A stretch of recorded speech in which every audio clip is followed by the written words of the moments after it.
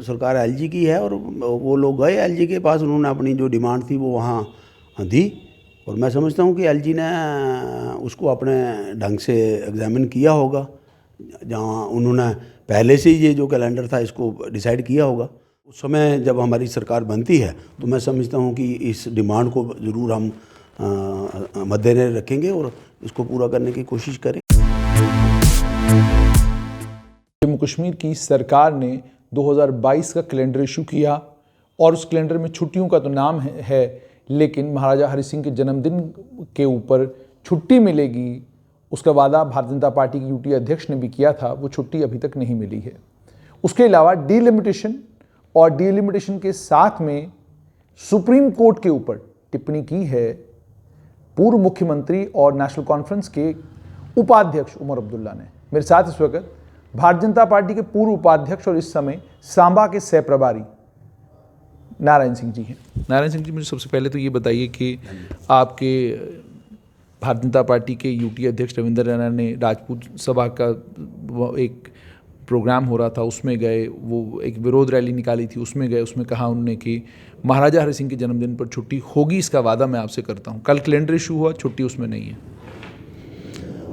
देखिए जुनेद जी, ये एक काफ़ी पुरानी डिमांड थी जम्मू के लोगों की और उस दिन उन्होंने, जो हमारे अध्यक्ष जी थे, उन्होंने उनसे एक वादा किया था कि मैं वो अपने जो हमारे एलजी हैं उनसे मिलवाऊंगा और आप सरकार एलजी की है और वो लोग गए एलजी के पास, उन्होंने अपनी जो डिमांड थी वो वहाँ दी और मैं समझता हूँ कि एलजी ने उसको अपने ढंग से एग्जामिन किया होगा, जहाँ उन्होंने पहले से ही ये जो कैलेंडर था इसको डिसाइड किया होगा।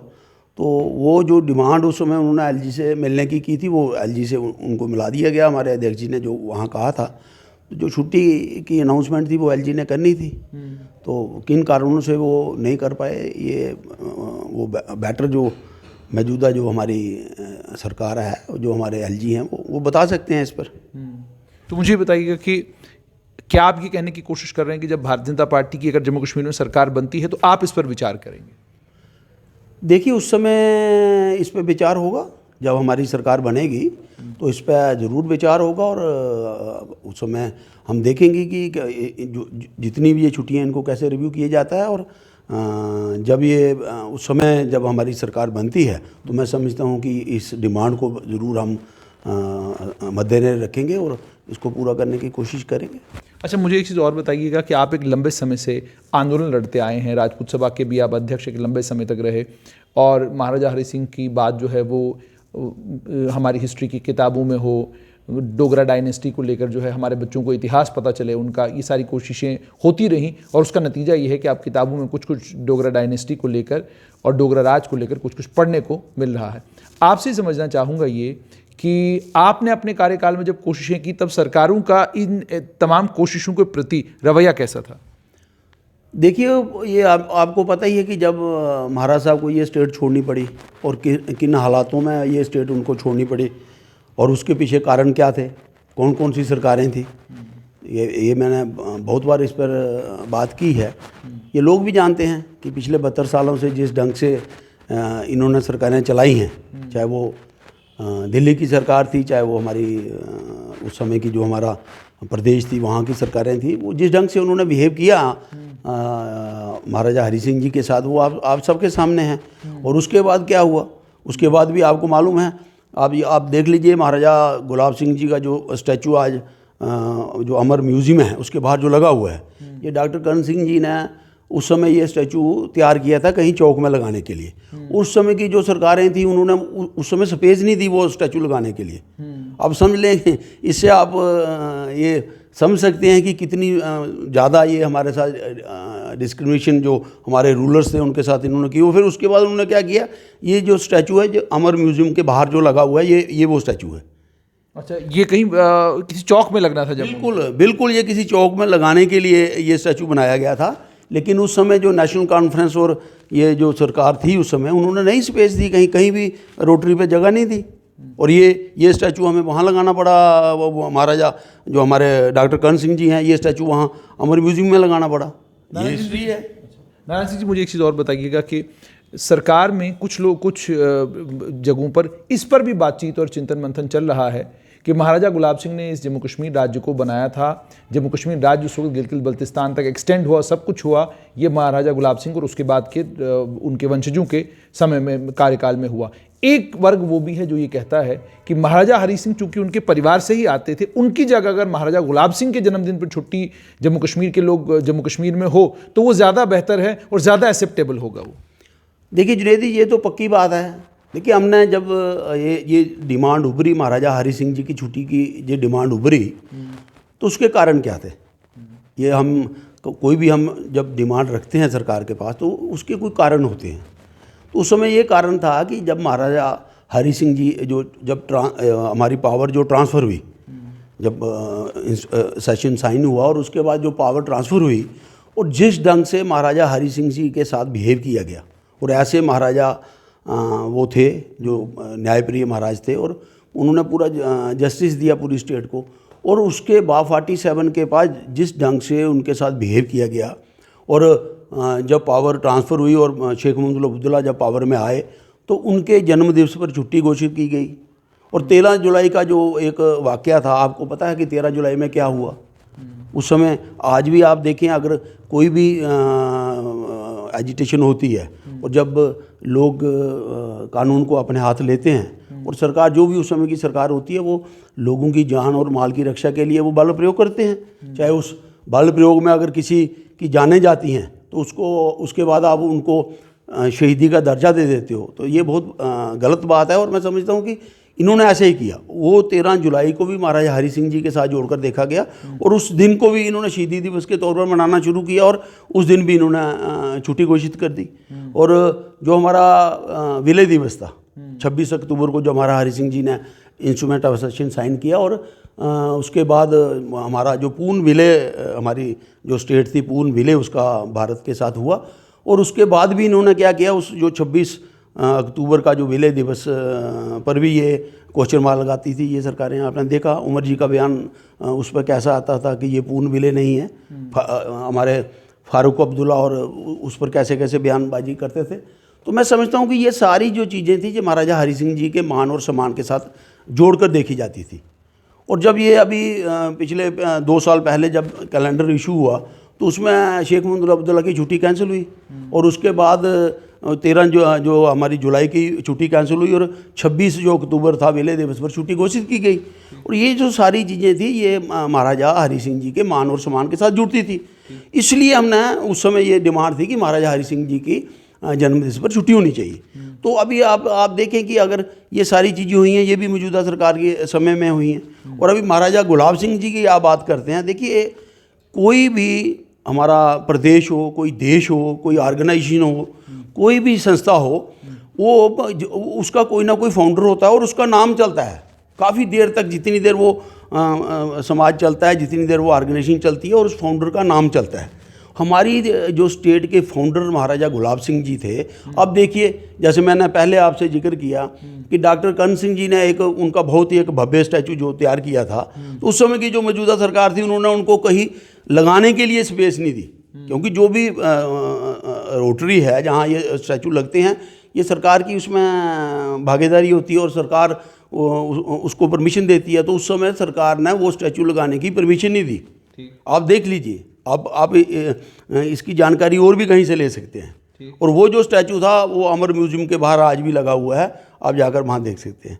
तो आप बताइए कि अब भी जो महाराजा गुलाब सिंह जी का एक बहुत भव्य स्टैचू बन रहा है जो लखनपुर में लगने जा रहा है, तो मैं समझता हूँ कि वो एक हमारे स्टेट के फाउंडर थे और ऐसे राजा महाराजा थे वो, जिनका आप अगर पूरा जीवन देखें, उन्होंने किस ढंग से यहाँ से एक सिपाही के तौर पर अपना जीवन शुरू किया और महाराजा रणजीत सिंह जी की फ़ौज में वो जाकर एक वहाँ जर्नैल बने।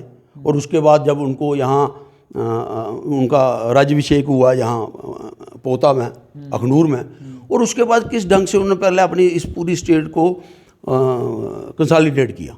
छोटे छोटे राजे महाराजे कश्मीर में भी थे, जम्मू में भी थे, सारे पूरे, इतनी बड़ी उस समय ये स्टेट थी, आपने देखा। और उसके बाद वो चाइना तक चले गए जनरल जोरावर सिंह की क़यादत में जो हमारी डोगरा फौज थी, और किस ढंग से और एक वो ऐसे महाराजा थे पूरे भारतवर्ष में जिन्होंने हमारी भारतवर्ष की जो है वो बाउंड्री बढ़ाई। ऐसा कोई राजा महाराजा पूरे देश में नहीं था कि जिसने भारतवर्ष की बाउंड्रियाँ बढ़ाई। वो अपने ही पैराफिरी में अपनी लड़ाई लड़ते रहे, लेकिन वाहिद एक महाराजा गुलाब सिंह जी थे जिन्होंने भारत की जो बाउंड्री थी वो चाइना तक ले गए, चाइना के अंदर तक चले गए। और उसके बाद जनरल जोरावर सिंह का वहीं देहांत हो गया, स्वर्गवास हो गया, शहीद हो गए वहाँ। तो ऐसे मैं समझता हूँ कि ऐसे लोगों को याद रखना चाहिए, और उनके जन्मदिवस पर जरूर मैं समझता हूँ कि छुट्टी घोषित होनी चाहिए। जो महाराजा गुलाब सिंह एक हमारे फाउंडर हैं स्टेट के। अब देखिए किसी किताब में कहीं उनका कहीं नाम नहीं है, और इतनी बड़ी जो स्टेट भारत की सबसे बड़ी स्टेट उन्होंने बनाई उस समय, और इतना ज़्यादा काम किया। और उनकी जो थी मैं समझता हूँ हिस्ट्री को पूरा ख़त्म करने की कोशिश की जो पुरानी सरकारें थी। तो मैं आपके माध्यम से यही आग्रह करूँगा कि जो फाउंडर हैं हमारी स्टेट के, कम से कम उनका जो है एक उनको भी हमने याद करना चाहिए। और उसके बाद हमारे डोगरा रूलर रहे, हम अगर छुट्टी की बात ही हम रणबीर सिंह जी के जन्मदिवस पर भी मांग सकते थे, प्रताप सिंह जी की भी मांग सकते थे। उस समय जो लास्ट हमारे रूलर थे उनके साथ बिहेव जो 47 के बाद जो उनके साथ जिस ढंग से इन्होंने वो बिहेव किया, उस वजह से लोगों के सेंटिमेंट्स उनके साथ जुड़े हुए थे। तो उन्होंने कहा कि इनके जन्मदिवस पर भी छुट्टी होनी चाहिए, क्योंकि शेख मोहम्मद अब्दुल्ला के जन्मदिवस पर छुट्टी है और इनके जन्मदिवस छुट्टी कैंसिल हो गई है। छुट्टी इसलिए तो मैं कह रहा हूँ ना कि छुट्टी की अगर बात कहीं आती है, अगर सरकार देखिए हम इस बात को उस ढंग से नहीं कर रहे। हम कहते हैं कि अगर ये लोगों की डिमांड थी और उसके बाद जब ये सारी व्यवस्था हुई, उसके बाद जब ये छुट्टी कैंसिल हुई और 13 जुलाई की छुट्टी कैंसिल हुई और 26 अक्टूबर को जो छुट्टी, ये सारी चीज़ें राजा महाराजा हरि सिंह जी के मान और सम्मान के साथ जुड़ती थी। और अभी मैं जो आज का जो माहौल है, तो मैं समझता हूँ कि जो हमारे फाउंडर हैं महाराजा गुलाब सिंह जी, उनका जो एक स्टैचू, भव्य स्टैचू हम लखनपुर लगने जा रहा है, बहुत बड़ा स्टैचू है और वो एंट्री है हमारी स्टेट की। तो ऐसे लोगों को मान सम्मान देने के लिए, क्योंकि आने वाली जो जनरेशन है उनको पता चले कि इन लोगों ने किस ढंग से इस स्टेट को बनाया। और वहाँ जाकर हमारा जो डोगरा रूलर थे, जहाँ -50 डिग्री टेम्परेचर था, वहाँ उस समय लड़ाई लड़ी। आज आप देख लीजिए, आज हमारी फ़ौज वहाँ लड़ाइयाँ लड़ रही है और कितनी वेल इक्विप्ड है, कितने अच्छे उनके पास साधन हैं, कितने अच्छा राशन है, कितनी अच्छी क्लोथिंग है। लेकिन उस समय क्या था, आप इमेजिन कीजिए अपने माइंड से कि उस समय क्या था। उस समय डोगरा जो हमारी फोर्सेस थी, किस ढंग से उन्होंने वहाँ लड़ाई लड़ी और अपने देश की जो बाउंड्री है वहाँ तक इन्होंने बढ़ाई, एक्सटेंड की। अच्छा, मैं आपसे नारायण सिंह जी आपसे ये भी जानना चाहूँगा, डीलिमिटेशन के ऊपर उमर अब्दुल्ला का एक बयान आया है। वो ये कह रहे हैं कि डीलिमिटेशन 2011 की बुनियादों पर होनी चाहिए और ये ना हो कि बीजेपी सरकार बनाने के लिए और अपने जो उनके साथी हैं उनको कामयाब कराने के लिए डीलिमिटेशन उस तरीके से करे, तो वो हमें काबिल कबूल नहीं होगी। और कल उनका एक और बयान आया है, जिस बयान में वो कह रहे हैं कि भारतीय जनता पार्टी पूरी कोशिश कर रही है कि जम्मू कश्मीर में वो अपनी सरकार बनाए और उसके बाद जम्मू कश्मीर की असेंबली में एक रेजोल्यूशन 370 के ऊपर पास करे, ताकि उस रेजोल्यूशन को पास करने के बाद सुप्रीम कोर्ट के समक्ष रखा जा सके। क्योंकि संवैधानिक तौर पर कोई भी चीज़ बीजेपी के पास नहीं है जिसको वो सुप्रीम कोर्ट के सामने रखें और वहाँ सुप्रीम कोर्ट को कन्विंस कर सकें कि जो 370 पर हमने फैसला किया वो सही था। देखिए जुनेद जी, आप ये बताइए कि जब से नेशनल कॉन्फ्रेंस ने रूल किया कांग्रेस की मदद से, जब तक इनकी सरकार रही, और आपको मालूम है जब शेख मोहम्मद अब्दुल्ला को इन्होंने पावर दे दी, उस समय पूरी सरकार जो थी वो कांग्रेस की थी। ये कांग्रेस और नेशनल कॉन्फ्रेंस की जो वहाँ सरकारें रहीं, उस समय इन्होंने क्या किया। आइए डिलिमिटेशन की बात कर रहे हैं। डिलिमिटेशन तो देखिए ये एक इंडिपेंडेंट एजेंसी है, और जो ये कह रहे हैं कि 2011 के सेंसस, वो क्योंकि उसके बाद तो सेंसस हुए ही नहीं, अब होने हैं 2021 में होने हैं। जब 2021 में होंगे तो जो सेंसस होगा, जो रियलिटी ग्राउंड पे होगी, उसी के मुताबिक सेंसस होगा ना। तो जैसी ये बात कर रहे हैं, इसका मतलब कि 2011 में जो सेंसस हुए हैं, इन्होंने उसमें पूरा वो मैनिपुलेशन किया है। ये इन्हीं के बयान से ये साबित होता है कि ये फोकस कर रहे हैं कि 2011 के सेंसस पे ये डिलिमिटेशन होनी चाहिए। तो अगर इसका मतलब है कि इन्होंने वहाँ कुछ मैनिपुलेशन की है, और मैं समझता हूँ कि इन्होंने, देखिए जो सेंसस होगा, जो डिलिमिटेशन होगा, वो ग्राउंड रियलिटी पे होगा।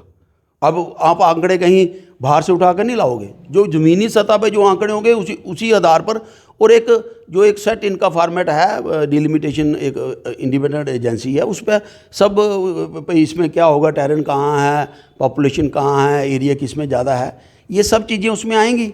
और ये देखेंगे कि कहाँ कहाँ किस ढंग से इसको जो जम्मू के साथ, जैसे हम पिछले 70 सालों से कह रहे हैं कि हमारे साथ डिस्क्रिमिनेशन हुई है, और उसी बात को आज ये बातें जो ये कह रहे हैं, उसी बात को ये साबित कर रहे हैं कि वाकई जम्मू के साथ डिस्क्रिमिनेशन हुई है। क्योंकि अब इनको खतरा है कि जो सच्चाई जब सामने आएगी तो उससे ये साबित हो जाएगा।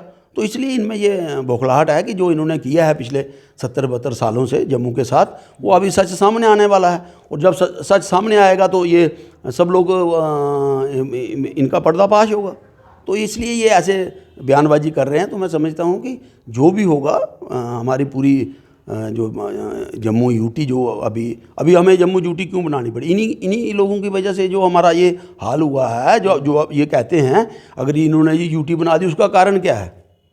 कहीं ना कहीं ये तो देखिए, आप ये बताइए, जब डिस्ट्रिक्ट जब बनने थे तो कमीशन की रिपोर्ट क्या थी कि जम्मू को ज़्यादा डिस्ट्रिक्ट दिए जाए? आपके पास है, इन्होंने 10 डिस्ट्रिक्ट जम्मू को दे दिए, 10 श्रीनगर को दे दिए। तब इनको ये नहीं समझ आई कि कमीशन की रिपोर्ट क्या कह रही है। तो मैं कहता हूँ कि इनको अपने गिरबान में जाकर देखना चाहिए कि ये इन्होंने किया क्या है। अब जब वो ठीक होने जा रहा है, जब कोई भी फैसला आता है, तो जो अपोनेंट होता है वो उसको घबराहट रहती है कि मैंने गलत किया है, अब ये सारा मेरा पर्दाफाश होगा और ये लोगों में सच्चाई सामने जाएगी। तो मैं समझता हूँ कि जो भी होगा ठीक होगा। और आने वाले दिनों में जो सरकार है, भारतीय जनता पार्टी अपने पूरे जितना हमारे पास संख्या होगी, हम अपनी संख्या के आधार पर यहाँ सरकार बनाएंगे। और जो हमारा लक्ष्य है 50 के पार, हम वहाँ उस पर भारतीय जनता पार्टी काम कर रही है। और आने वाले दिनों में आप देखें जिस ढंग से यहाँ डेवलपमेंट के काम हो रहे हैं, आप देख लिए कितनी तेज़ी से काम हो रहे हैं। कल मैं सांबा गया था, वहाँ जो फ्लाईओवर बन रहे हैं कितनी तेज़ी से काम हो रहा है, तो मैं देख कर हैरान रह गया।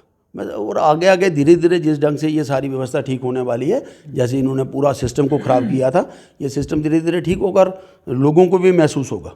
एक अंत में आपसे जानना चाहूँगा कि सुप्रीम कोर्ट को लेकर भी कल उन्होंने ये कहा कि आर्टिकल 370 के ऊपर इसलिए सुप्रीम कोर्ट में सुनवाई नहीं हो रही क्योंकि केंद्र सरकार नहीं चाहती। आप इस बयान को कैसे देखते हैं? देखिए जुनैद जी, जब सुप्रीम कोर्ट कोई फैसला देती थी, जब 370 और 35 से इनके पास था, ये उसको लागू नहीं करते थे। ये वो फैसला लागू करते थे जो इनको सही लगता था। आपको पता ही है, जैसे जो हमारे माइग्रेंट आए थे डोडा के और हमारे पूंछ रजौरी के जो माइग्रेंट थे, वो सुप्रीम कोर्ट ने एक फैसला दिया था कि जो कश्मीरी माइग्रेंट है उनके एट पार इनको भी जो फैसिलिटी दी जाए। नहीं मानी इन्हें सुप्रीम कोर्ट की बात, ये आज सुप्रीम कोर्ट की बात करते हैं। तो मैं समझता हूँ अगर 35 से की ये बात करते हैं, ये कहते हैं कि इनके पास कोई संवैधानिक अधिकार नहीं है। 35 से कौन सा संवैधानिक था? इसको कितनी देर इन्होंने घसीटा? तो इनके पास मैं कहता हूँ कि इनके पास अब कहने को कुछ नहीं है। ये सिर्फ ये 370 और 35 ए की आड़ में ये सब गलत काम करते रहे। आज इनके पास वो जो एक ढाल थी, इनके पास वो ढाल ख़त्म हो चुकी है। हमारे माननीय अमित शाह जी ने वो जो 370 और 35 ए को हमेशा के लिए ख़त्म कर दिया। मैं समझता हूँ कि वो एक ढाल जो इनके पास थी वो अब ख़त्म हो चुकी है। अब ये बिल्कुल नंगे हो चुके हैं। और मैं समझता हूँ कि आने वाले दिनों में लोगों के पास ये जाएंगे, इनके पास कोई मुद्दा नहीं रहा लोगों के पास जाने का। और ये सिर्फ लोगों को गुमराह कर रहे हैं। और सुप्रीम कोर्ट एक आपको पता ही, आप सुप्रीम कोर्ट पर भी क्वेश्चन मार्क लगा रहे हैं कि उनके जो आपके हित की बात होगी वो ठीक है, जो आपके हित की बात नहीं होगी उस पर आप क्वेश्चन मार्क लगा देते हो। बहुत बहुत शुक्रिया। तो ये थे नारायण सिंह, आपने इनकी बात सुनी। इन्होंने ये कहा कि मुद्दा वहीन है विपक्ष, इसीलिए विपक्ष दाएं बाएं की बात कर रहा है।